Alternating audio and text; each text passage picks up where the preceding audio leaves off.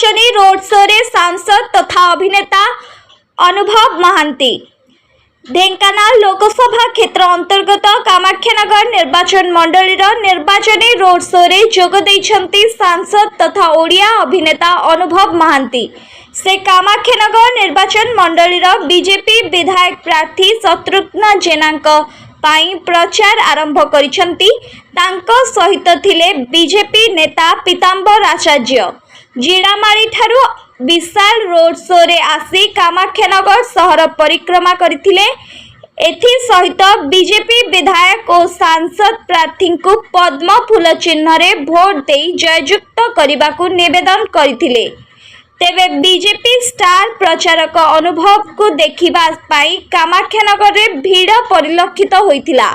आगामी 25 तारीख रे बीजेपी को डबल फूल रे भोट देवा सहित केंद्र रे मोदी सरकार एवं राज्य रे बीजेपी सरकार गढ़िबा को से लोकों को रोड शो माध्यम रे प्रकाश करिसंती।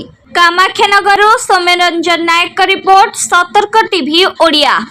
जनसाधारण जनता जो उत्साह जो मनोबल कि एथरक परिवर्तन ओडिशा सरकार निश्चित भाव में हम। एथरक 10 जून 2024 भारतीय जनता पार्टी सरकार ओडिशा रे गठन हम शपथ ग्रहण करेंगे ओडिया मुख्यमंत्री एवं केंद्र में 400 पार ओडिशा रे भाजपा सरकार। यही हूँ जनता इच्छा।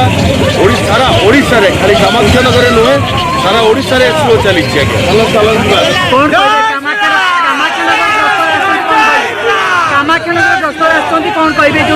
आज्ञा मुझे समस्त मोर हृदय प्रणाम जनइबी मोर साधुवाद देवी एवं समस्त को अनुरोध करी यही निर्वाचन में से उभय विधानसभा प्रार्थी लोकसभा प्रार्थी दुई जन को दुईटी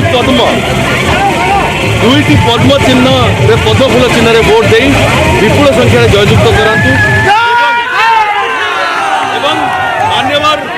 प्रधानमंत्री यशस्वी मोदी जी विकास धारा रे भारतर विकास धारा रे ओडिशा को सामिल करंतु। कामाख्यानगर से भूमिका बहुत गुरुत्वपूर्ण। बड़ अनुकोण उड़ुची भारतीय जनता पार्टी प्रार्थी मैंने विपुल संख्यार विजय लाभ कर प्रथम दुई दफा निर्वाचन ओडिया अस्मिता साहित्य विशेषकर जगन्नाथ संस्कृति भारतीय जनता पार्टी समस्त भाई मान अनुरोध समस्त निज मोटरसाइकेल 2 लाख खोजु। आज आमर अतिथि प्रिय चित्र तारका अनुभव महांती आम पाखे पहुंचती।